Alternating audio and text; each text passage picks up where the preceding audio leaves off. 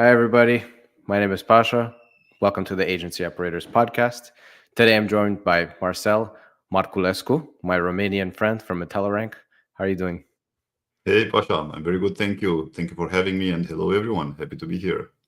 Awesome. Really glad to have you. And funny enough, we bumped into each other last week, right? And on the other side of the planet, Yeah, in uh, Seattle. in Seattle, Washington. Yeah, we were both at Accelerate. Yeah. Um, I want to ask you about your feedback, from Accelerate. But before we do that, I just wanted to kind of take a step back first, and ask you about your story. That's what I really love to hear people's story of how they got into this world, because like to end up as a service provider at Accelerate is like a very specific thing.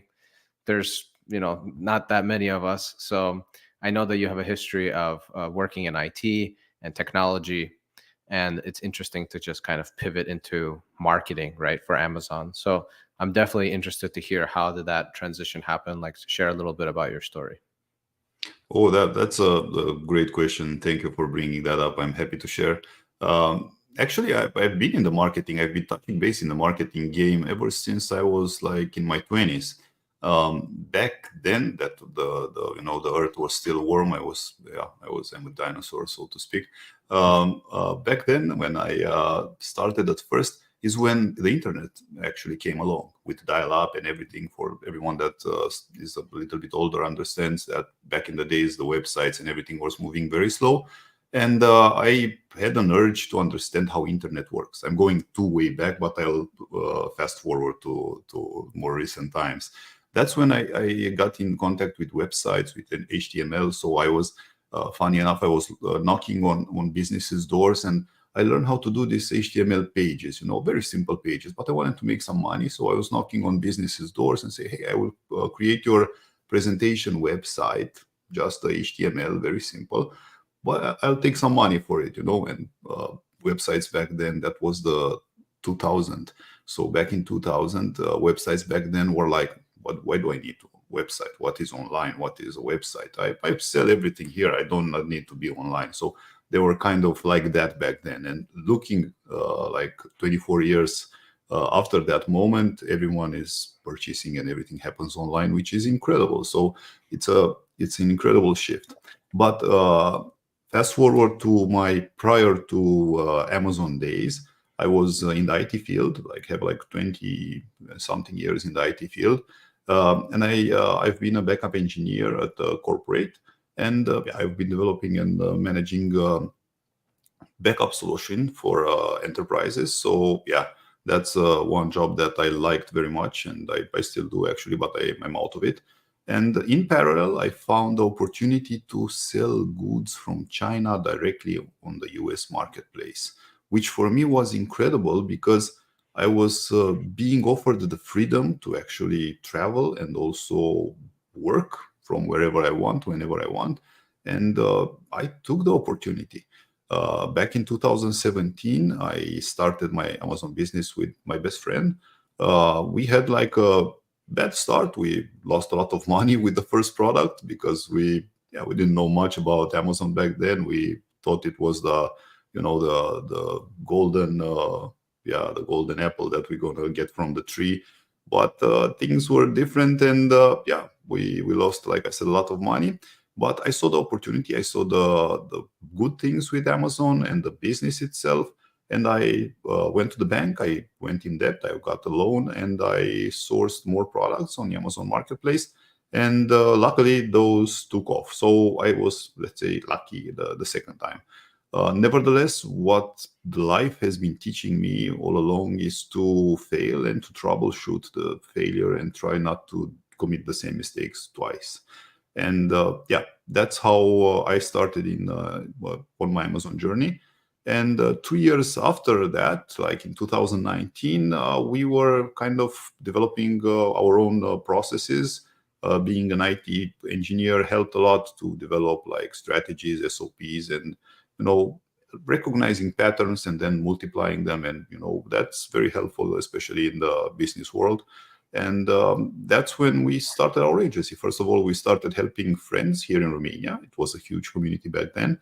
And slowly we said, well, it's a good opportunity. Why not also start and invest in an agency and also offer services to anyone that needs it? So, yeah, that started in 2019. And yeah, fast forward to today, happy I took that step and yeah, went from the IT field to the marketing field. It's a totally different world. I love it. I love the traveling. I love the networking. I love connecting to people and bumping into people on the other side of the world, like in Seattle, like Pasha we did there. And yeah, this is pretty much how things happen on my side.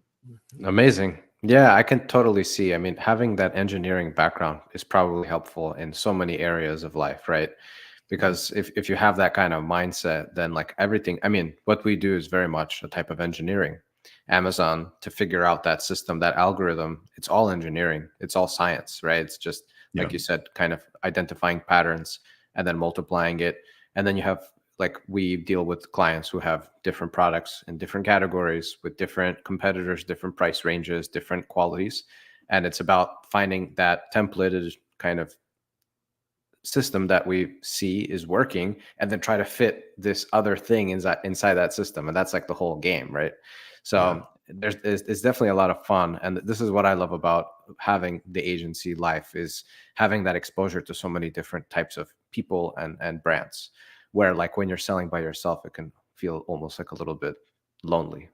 Sometimes, yeah, it can get lonely, but yeah, luckily we get to travel and participate in events, cool events, and yeah, meet cool Yeah, people. Why not?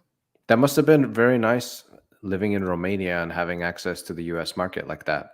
Because, I mean, it's like you're geographically not bound. You're sourcing from China, selling in America, but you're enjoying the fruits of the labor in Romania, where the dollar goes further. So that Yeah, must have been very nice, especially back in those days. That's when I started too.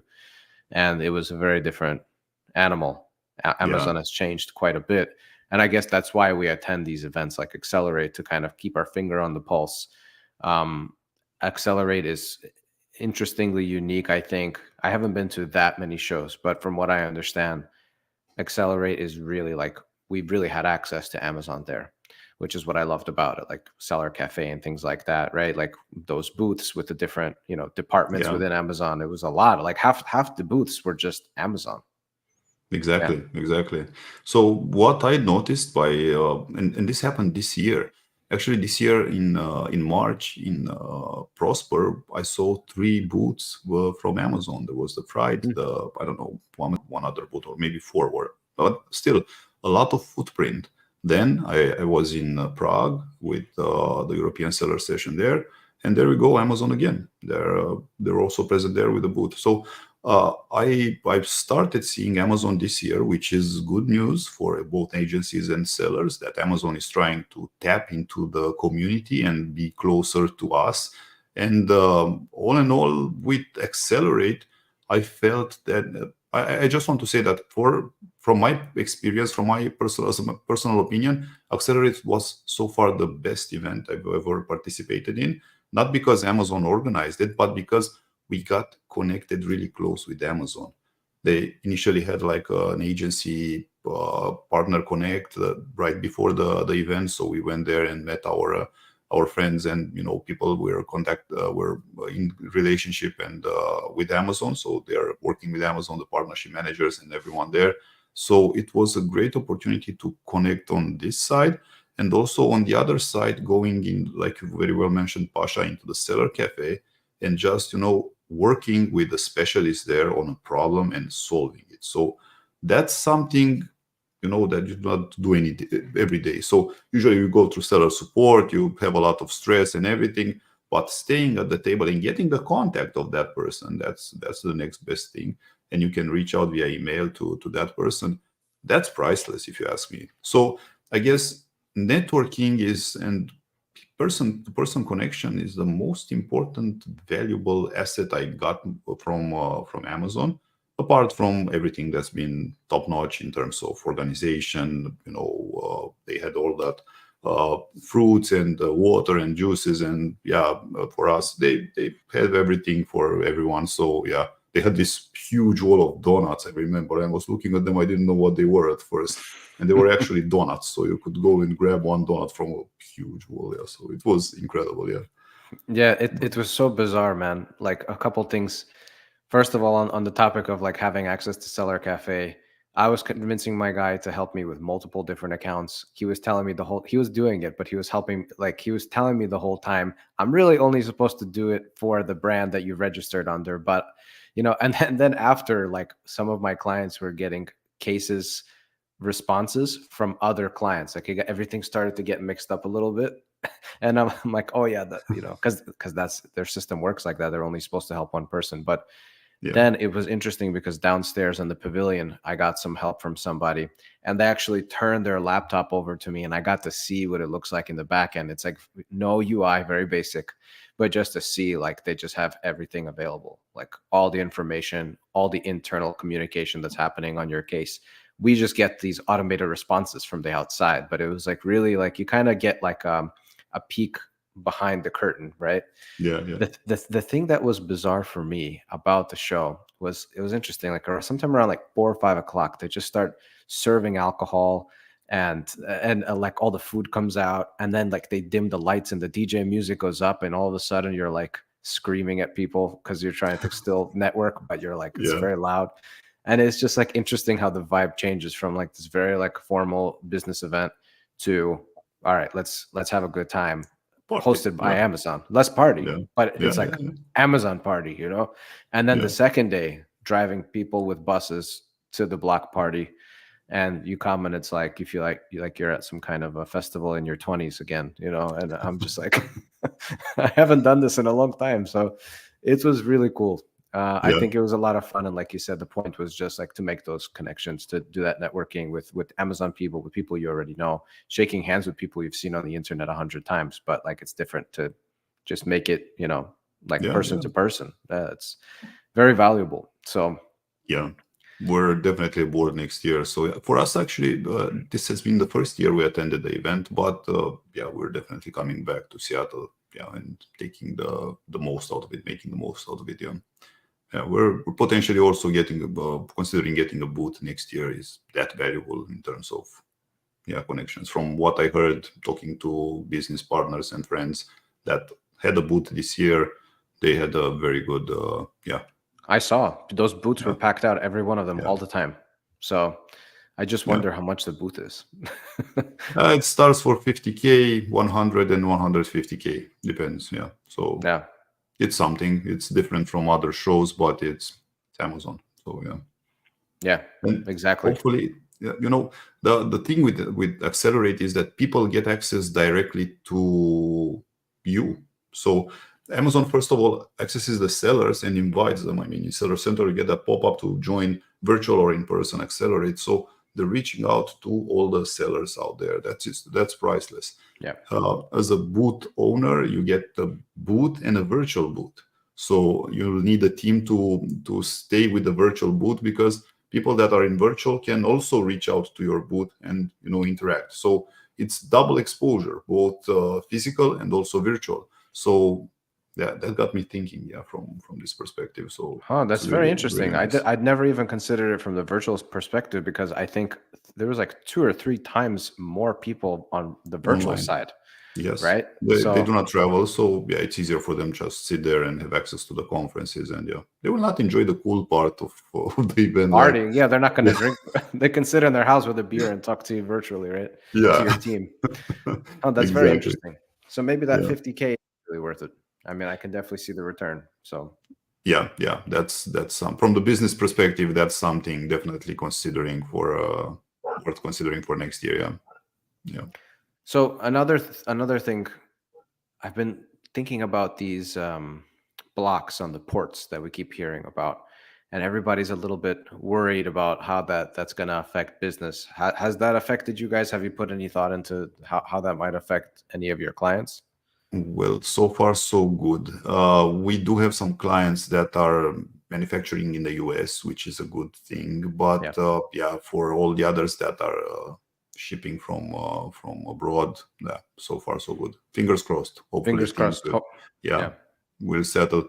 It's one of those periods actually when everyone is pushing their goods for Black Friday, Cyber Monday, December sale. So it's Q4 is the for most, not most, but a lot of the brands is the cash out period of the year. So yeah, it's the busiest and the best actually.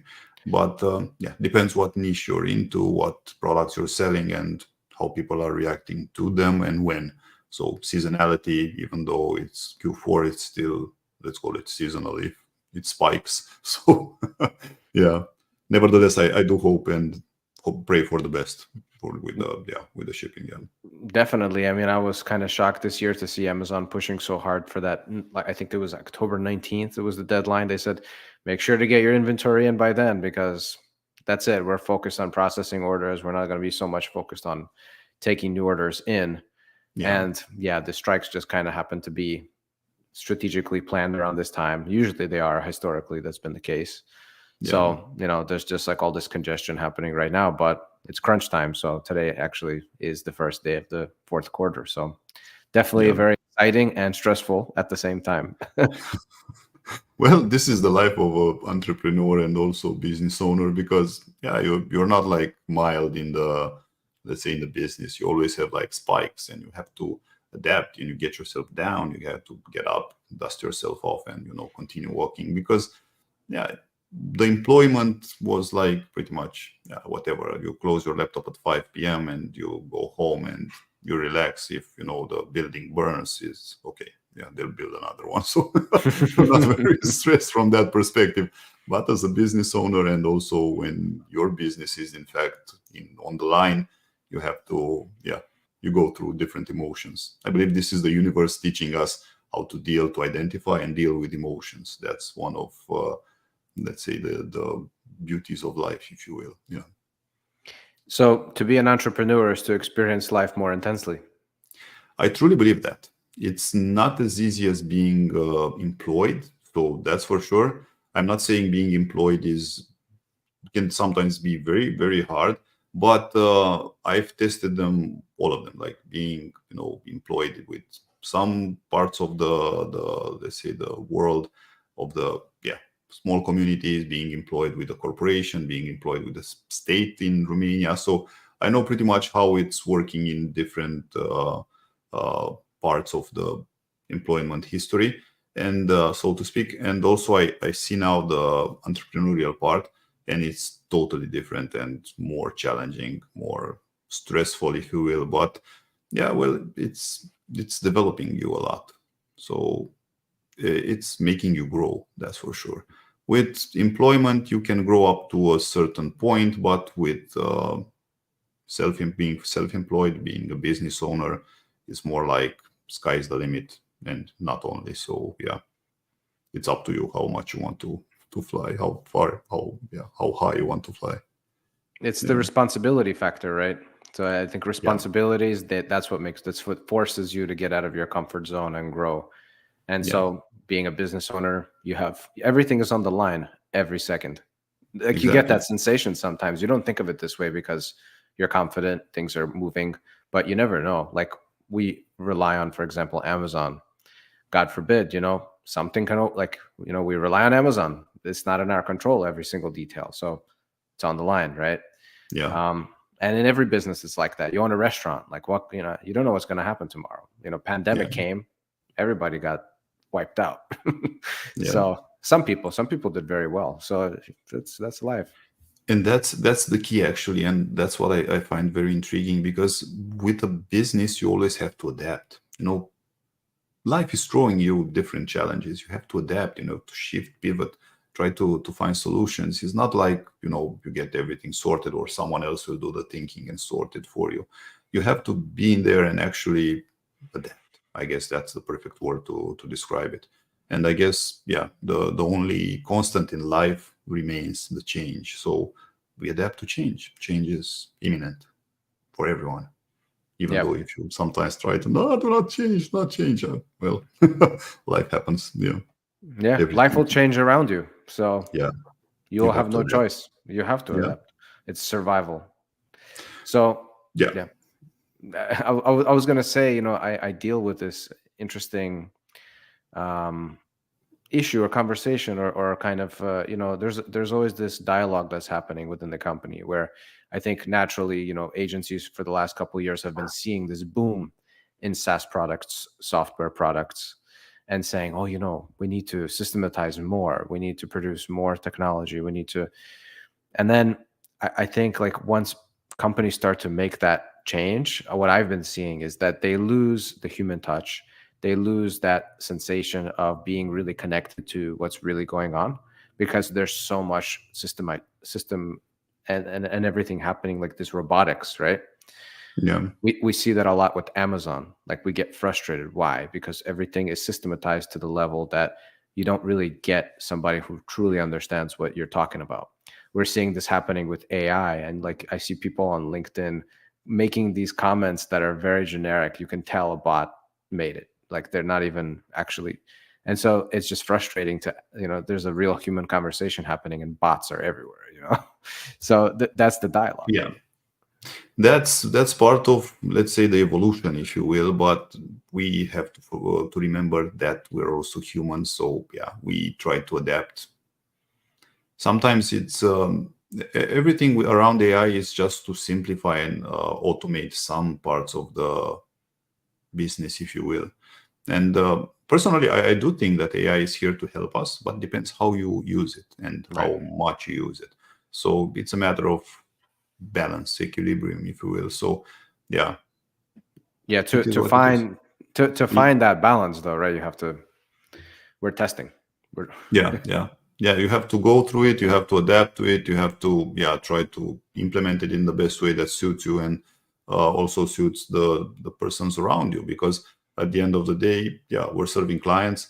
For example, yeah, I'm personally, I like the human approach, and I like to be connected to whatever's happening. Even right now, even at the moment I'm speaking, even with PPC, I do not want to automate it and let AI handle it. Maybe it's something broken here, but not yet. So in time, I assume that we'll have to automate, we'll have to, some tasks to be handled faster by AI, or more accurately and more, yeah, better. I tend to say better with AI. But as of right now, personally, I'm still a fan of doing things myself. I put it in the hands of the, let's say, the control freak inside me. So yeah, something like that. I try to control things from this perspective. But I'm also using AI in different other areas, and that's part of life, because I truly believe that AI is here to stay. It will be with us. We either adapt to it, or we're left behind. That's another factor. And yeah, we'll see. Yeah, Also, I yeah, agree with it's you. about, I think it's. yeah. Oh, sorry. Go ahead. It's about the, I was shifting a bit the attention to the blockchain, which is actually with, that's something that's very, very important. And, Web3, that's currently silent, but it will come back to us. It's all moving in that direction. I love the idea with the blockchain, for example, that you can track everything. So that's very transparent, very visible to everyone. So, for example, if you, let's say, purchase some bananas from the supermarket, you can, based on a code, you can, if the data is stored in the blockchain, you can track their entire journey and see exactly when they were picked up from from where, and how they traveled, what ship they were into. So you can see their entire journey and just have all the information there in at hand. So that's what's coming our way, I believe. But yeah, slowly, and we have to embrace it, adapt. We'll see. Yeah. From a systematic point of view, I feel like the blockchain is the only thing that makes sense. Like, if you really want to get technology involved on such a fundamental level, I feel like that ledger that you're talking about, that permissionless, trustless system, right, that is made Exactly. possible by virtue of that public ledger that everything happens. This is the only way that we can have, I mean, equality of resources, seamless transactions without all these middlemen and confusion. And just like, I feel like there's so much reinventing the wheel that we do every single day We do. that it's unnecessary, right? We already have Yeah. enough technology to make it seamless like that. But it's going to take time, because there's all types of integrations that need to happen on a retail level, on a public level, and also just on a governmental level, Exactly. multi-government, right? Global. Yeah, So it's global. a massive shift that's going to take decades to really come to fruition. But I think the fact that people are opening themselves to AI is already something that kind of starts to shift that perspective. And just to kind of close on my thought, like on the agency stuff, I feel better about just keeping it personal, having relationships, having the team know what they need to do, having some processes, but not overdoing the processes, not overdoing the AI stuff, not over, like you said, just like using it to help, but not like people want it to be the thing. Like I remember when the AI came out, everyone is like, let it just do your job for you. It's just sit back and drink coffee or whatever, watch TV, and your AI is going to do your job for you. That's silly, right? Yeah, It's like, that's not the point of it. So yeah, let's exactly. see. Yeah, we'll see. We'll see. Yeah. Well, yeah, we'll see what how things will work for us. But yeah, getting the blockchain and adapting it from Amazon, for example, that could be something. Just to follow up on the hijackers and on the dirty players out there, just to see everything being tracked and visible. And yeah, that would be something. I wish. I've been trying to wrap my head around that problem for so long. How to integrate blockchain into Amazon, because I love Amazon and I'm a huge Web3 proponent. I've been in that space for a long time too. And what is the blend, right? Like I know that Amazon has been hiring blockchain developers for a very long time. I've been watching the job boards for years, Mhm. and I see it all the time, full-time blockchain developers. But then on the public level, they don't show anything that they're doing. Nobody ever Yeah, talks about it. So there's definitely something. Um, Another one of those they're things we'll working. see. They're working on Yeah, something. yeah, Some, yeah, yeah, whether it's like, I don't know, a token of their own. But at this point, like, how many more tokens do we need? yeah, Some exactly. Yeah, it's something else. But we yeah, actually haven't even gotten into the, I know, just to be sensitive of time, I wanted to ask you about, okay, the topic is winning strategies for product launches and rankings. This is yeah. a topic that I think has become a little bit more unknown now. I think traditionally that's been like a very, process driven system where we say, all right, make the content really nice, launch the ads in the way that we know it always works, do the research, all of these kind of basic things. But now they're talking about Rufus, and now they're talking about, the Cosmo, and then they launched another one at the Accelerate. They announced, I forgot, I think it's Amelia, right? It's Project Amelia. Um, Yeah, that's more on the seller's central side in terms of helping us and delivering fast messages and fast responses. For example, in terms of inventory forecasting and stuff like Interesting. that. So it will be very interesting to see Amelia at work. But yeah, it's still young. We need to allow it a few years probably to Right. get things done. Still, But there's but AI for you. Yeah. yeah, and it's getting integrated, and that's what I mean. Like, how is that all gonna affect advertising and launching? And will Amazon just start to favor other things than they normally have based on how well you're optimized for semantics and for intent-based search? Is like keyword ranking, like you guys are in Telerank. So what is it? What do you think? Well, I truly believe the key words will remain like the words itself states. They will be the key words in order for people to find your product. Now, how that will happen is what Amazon will definitely change in time, and we have to adapt to it.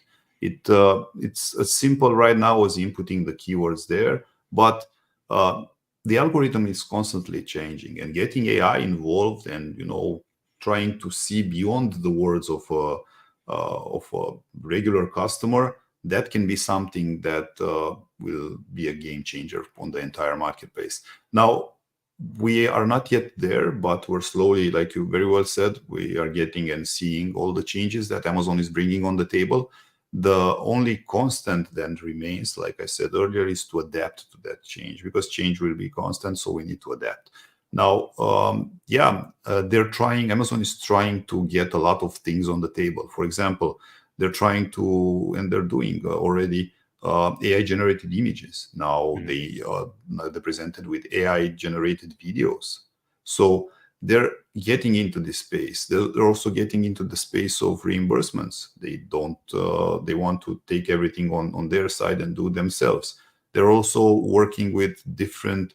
I remember this one. It was like automatically adapting the title of a listing to match the query of the customer. So, for example, if someone is searching for, they were showing this example, pink aviator glasses, they will change your title of the listing, and I don't know how that will work from the indexing side and all the other trademark things, because yeah, if someone is searching, let's stick to this subject. They were having this topic, this query, pink aviator glasses, and yeah, they're modifying the title. And the starting words of the title were pink aviator glasses, blah blah blah, whatever there was in the title. So this is the kind of changes they're bringing on the table. I don't know how that will affect, because if someone is searching for Ray-Ban glasses, that means that what if I'm selling some other glasses that might help the customer, they will display me and put my title to be Ray-Ban glasses, blah blah blah, whatever I had. So that will make me infringe Ray-Ban, which is, I don't know what will happen, to be honest, Mm-hmm. in this area. So still, it's something they disclosed now in Seattle. So we'll see how that will go.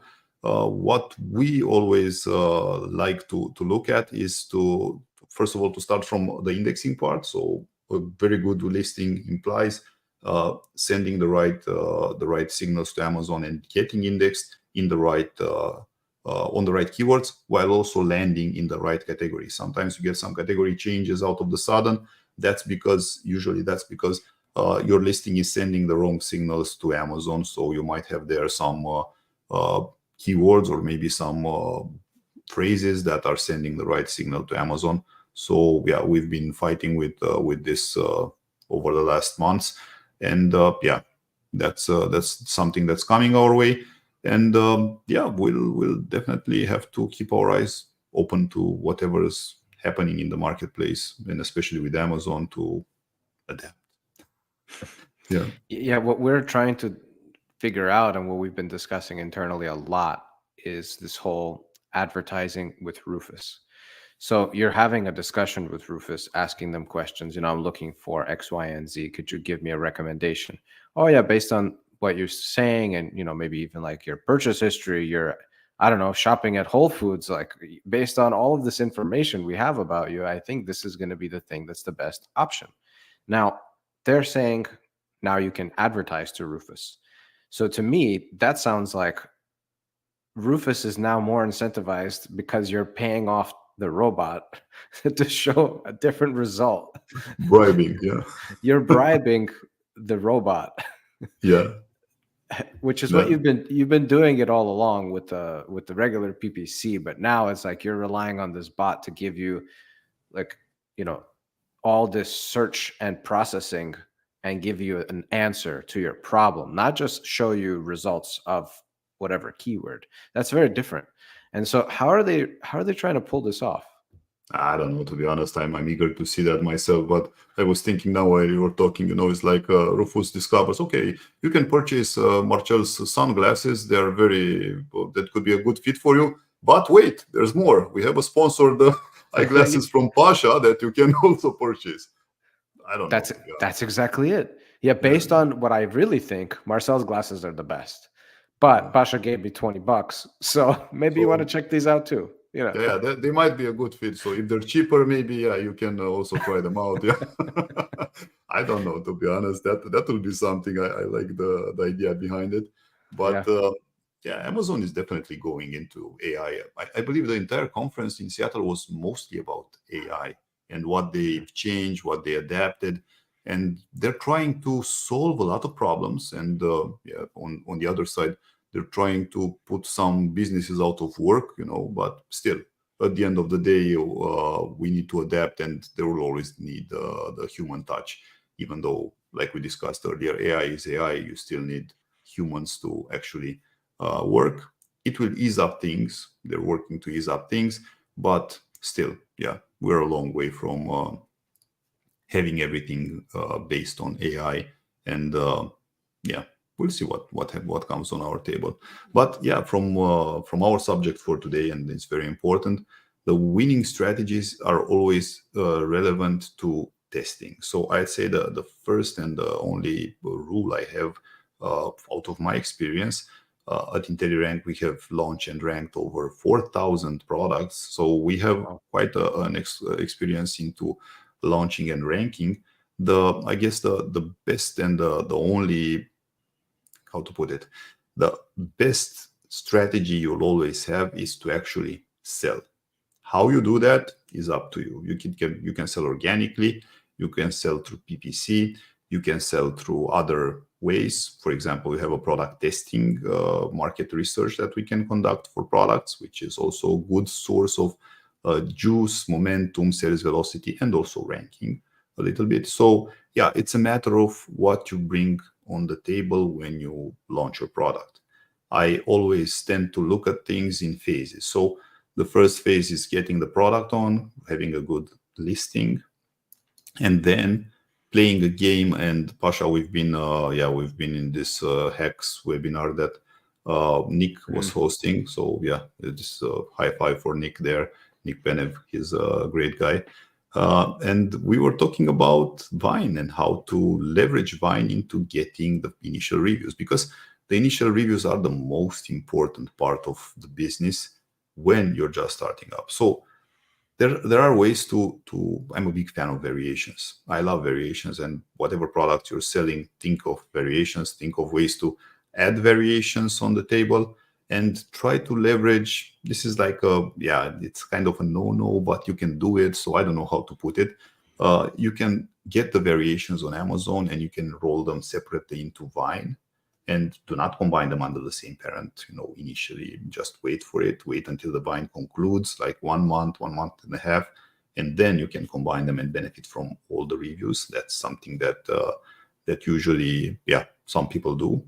And Amazon, it's not totally against it, but they don't like it. So yeah, still, it's a gameplay, but it helps you. So for example, if you're selling if you're in an aggressive niche, into a competitive niche, and your competitors have, I don't know, hundreds of thousands of reviews, it would be good for you to start with 4 or 5 variations and leverage that into up to 150 reviews for a start. That will put you in a good place to have a good kickstart. Kind of those things to have in mind. So yeah, that's one strategy I always talk about, because right now it's still working and it's okay. We'll see what happens in the future. Yeah, hopefully it will not come rolling back and removing those reviews. Although they're having the Vine into place is their thing, so we're not doing anything illegal from that perspective.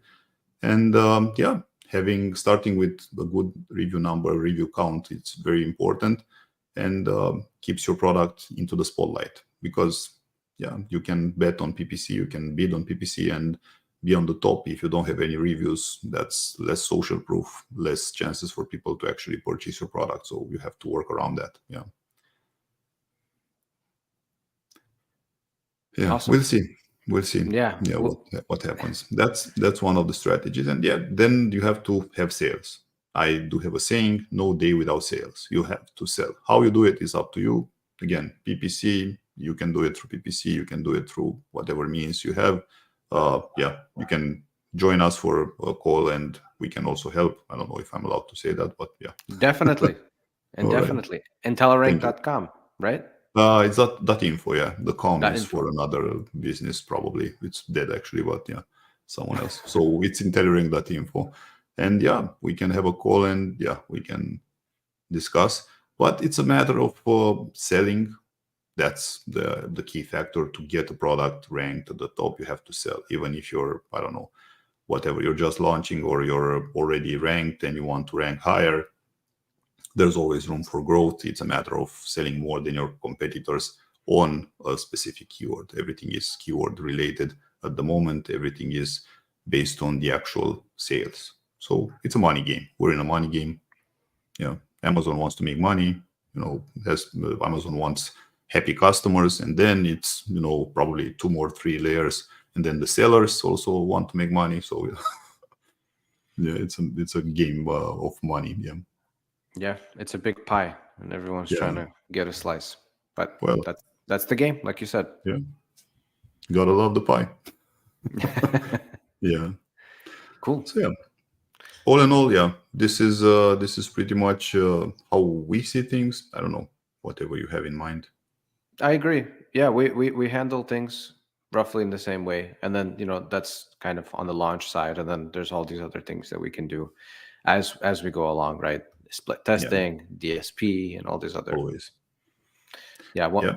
one thing from the show that was really kind of a big topic was the whole AMC thing. So, looking at the full funnel and measuring lifetime value and all of these, kind of cost of acquisition versus lifetime value. This is like become, like they were saying, like the golden ratio. Somebody, I think, for the guys from Trellis. Shout out to Trellis guys. Mhm. They put that on one of the presentations, which I really like. That really is, I feel like, at the heart of marketing Yeah. is how do you compare the cost of an acquisition compared to the lifetime value of that customer? Because so many people are focused on ACOS. The client calls, oh my God, my ACOS is 40%. I wanted it to be 28. It's like, okay, but you have a subscribe and save, repeatable purchase product. So maybe let's That's good. measure, maybe we spend a little more on the ad to get the customer in because we see that actually they buy like 5 times or 10 times. Like, is it really, you can't be so narrow. And so Yeah, yeah, yeah. once you have metrics, which is what AMC allows you to do, really, is, you can kind of broaden that and provide data to make that point. And Mhm. the reason that's important is, especially, we have some clients that we do DSP for. And so it's very hard. Like, it gets tricky because there's all this like overlap metrics. So DSP can be a little bit not exactly what it really is. Um, so it's Yeah. it's nice to just have that full funnel kind of measurement and understand the customer journey. Exactly. And that, yeah, that this is the most important part, and people overlook it. We have first of all the funnel itself, and we are looking at loyalty. Customer loyalty is very important because that is expanding the lifetime value of your actual customer. Because I've seen this a lot, and I cannot speak about it like I want to speak about it even more. People are always chasing that one sale through PPC, but Mhm. what happens after that? You chase another one, right? So you get one customer and you only get one sale. That's not enough. Try to think beyond that. Try to expand your offer. Try to create I don't know, something to offer them even after they purchase your product, right? To get them out of Amazon in a TOS compliant way, and try to communicate with them and put more inventory, more items into their hands. Just why not? Repeat customers are always the best solution if you have subscribe and save. But if you don't have that, think of ways to actually get your product reordered, or maybe bundle it and offer them, if they're purchasing a toothbrush, offer them toothpaste, and offer them, I don't know, other items, and yeah, to get them, because they're using already your product and maybe they need other complementary products to go with that. It's a That's right. matter of, yeah, marketing, and like you very well said, Pasha, it's the lifetime value of a customer that is very important. So that's, we go back to the ACOS. The ACOS is okay, measurable up to a point, but yeah, always look at the big picture. Yeah, That's right.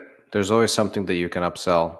I mean, as long as it's like people trust your brand, they already gave you a shot, like you said. yeah, So, if you're selling something small size, sell a big size. If you're selling something that's not repeatable, something else that they like. Always there's opportunity, right? Make a partnership with somebody who's selling it and work together, exactly. Why not? cross Yeah, promotion. Yeah, that's what it is. yeah, So upsell. Yeah, upsell, downsell, cross sell, do whatever you can. Yeah, sell them digital goods. That's the best thing you can ever sell someone. Sell them digital goods. Sell them a course on how to brush their teeth. If we're talking about toothbrush, right? Teach them how to do that. It's not about they don't know how to do it, but teach them, get a professional aboard and film it, and just offer them as a course. That's a great way to get more money and expand the lifetime value in a simple way, actually. yeah, and like Yeah. you said, like about the whole TOS compliant, that's actually what I think is the best way to do it. Is you give them something for free, digital Yeah. product, right? Hey, we did a short film on how to brush your teeth. Yeah. Scan this Oh, QR code and watch the thing. You scan the exactly. QR, it's asking you for your email. you put the email, they send you the video, you watch the video. Now you're in the sequence, Yeah. right? So Now you can communicate with them directly. Yeah. That's yeah, what marketing is about. It's not about just getting a low ACOS on Amazon. That's okay. You can work on that. If you're lucky, if you get the right keywords, get the right exposure, get the right whatever, you just can manage that. But try to think beyond from the marketing perspective. I always tend to see from other perspectives. And in life, now I want to change the subject a bit. In life, it's a matter of perspectives. Usually we have one perspective about one situation, one person about one thing, and that's it. And we think, okay, I know it's like that. But let's move from this side. Maybe it's a bit different. Never know. Let's try a different approach. Maybe, yeah. Try to pick your brain to think of more ideas. Try to change perspective. Yeah. Sit upside down. You'll see the world differently. Yeah. that's That's for true. sure. I Yeah. like that. Marcel, thank you for this. I really enjoyed this conversation. A It's pleasure. been a Thank you. pleasure. Yeah, sharing the nuggets of gold and all of that. So, for anybody who didn't get it, again, it's Marcel from Intellirank.info, Yeah. not .com. Not .com. And .info. cool. Thank you again, and Pleasure. we'll see you on the Thank next one. you. Thank you for having me and looking forward to seeing you somewhere in the world. Sounds good. Thanks everyone for watching. Catch you on the Thank next you, one. everyone. Bye. Yeah. Bye.